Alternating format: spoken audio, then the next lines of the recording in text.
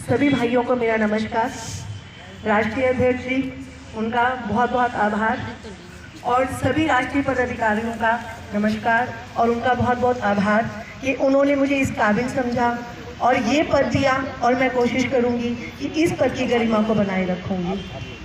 बस मैं सिर्फ अपने भाइयों से एक ही बात कहना चाहती हूँ कि अगर हम संगठन में जुड़े हैं तो संगठन की मर्यादा को समझें, अपने पद के अधिकारों को समझें और जहाँ भी, जैसा कि अभी हमारी शबनम खान बहन ने बोला कि जहाँ भी एक भी मीटिंग हो, एक भी कोई भी किसी को जरा सा पता चले कि वहाँ पर कोई भी किसी तरह का छोटा सा भी कार्यक्रम है तो उसके अंदर सबको पहुँचना है।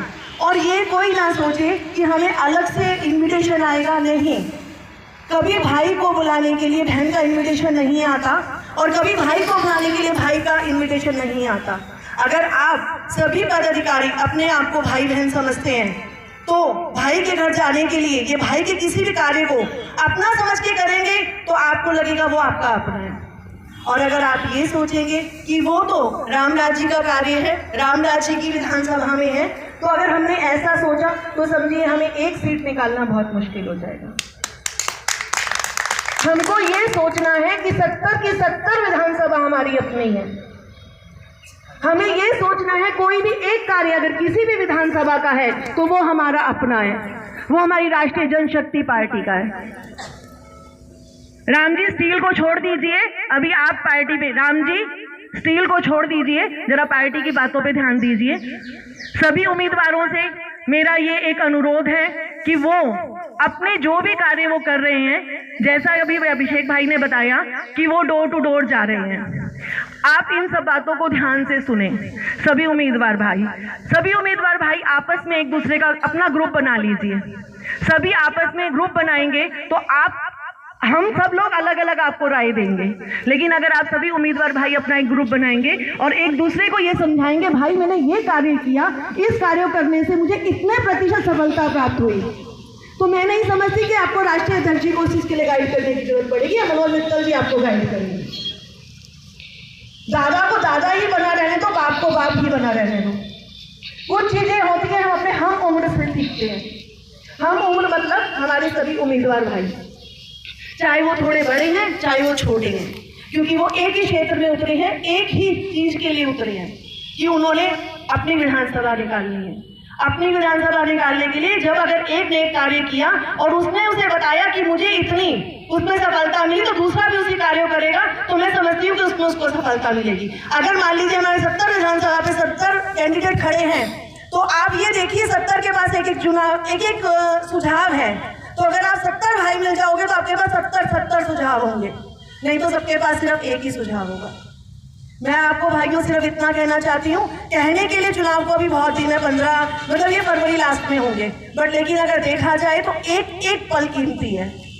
मैं ये चाहूंगी कि बार बार हमारी ये सब समझाने के लिए ये मीटिंग्स होना जरूरी नहीं है।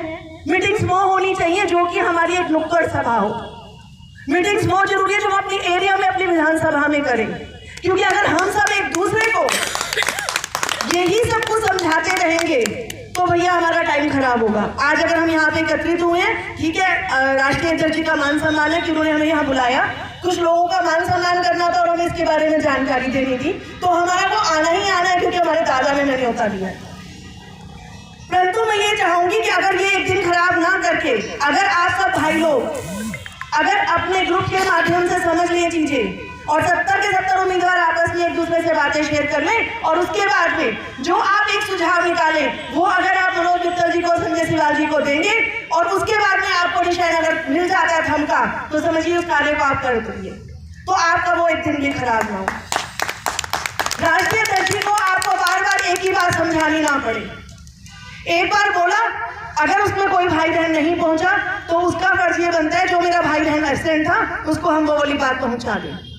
राष्ट्रीय अध्यक्ष जी एक बात को 10 बार ना बोले, मनोज मित्तल जी एक बात को 10 बार ना बोले। अगर आप अपना समय बचाना चाहते हैं, अगर आपको लगता है कि हम सबका समय बहुत कीमती है, तो मैं इतना ही कहना चाहूंगी कि समय की कीमत को जानते हुए कार्य करिए। दिन रात तो ये करना ही पड़ेगा, जैसे मेरे अभिषेक भाई ने बोला अभी। अगर आपने ये सोचा कि आप दिन में 1 घंटा कार्य कर आ गए और आप विधानसभा निकाल लेंगे तो वो गलत है। कुछ ऐसे भी हैं भाई हमारे जो कि अपनी विधानसभा में 2 घंटे कार्य करते हैं या 3 घंटे कार्य करते हैं, उसी को घुमा घुमा के वीडियोस डाल देते हैं। कुछ फोटो की वीडियो अभी बना दी, कुछ वीडियो की फोटो बाद में बना के डाल दी, दिखाया ये ग्रुप में कि हम बहुत कार्य कर रहे हैं। इससे आप ना तो राष्ट्रीय अध्यक्ष जी को धोखा दे रहे हैं, ना आप मनोज मित्तल जी को धोखा दे रहे हैं, ना आप अपने संगठन को धोखा दे रहे हैं, आप धोखा अपने आप को दे रहे हैं। और आपसे हाथ जोड़कर यही विनती है कि अपने आप को धोखा ना दें, संगठन के लिए कार्य करें और कोशिश कीजिए कि हर एक मीटिंग में सब पहुंचे, सब अपनी हाजिरी दर्ज करें। देखिए, अगर इकट्ठे चलेंगे तो एक मुट्ठी हो जाएंगे, एक मुट्ठी हो जाएंगे तो सामने किसी की ताकत नहीं है जो हमें हरा सके। और अगर एक एक खड़ा रहेगा, एक एक तिनका अलग होगा तो टूटने में वक्त नहीं लगेगा, कोई भी तोड़ देगा उसको। तो मेरा अपने सभी भाइयों से यही अनुरोध है कि इकट्ठे हो जाइए और एक जात पात की झगड़े में मत पड़िए। अगर आपको चुनाव जीतना है, अगर आपको अपने संगठन को चलाना है तो जात पात को छोड़ दीजिए। जात पात ने कभी किसी को नहीं जोड़ा, ना ही कभी जोड़ पाएगी।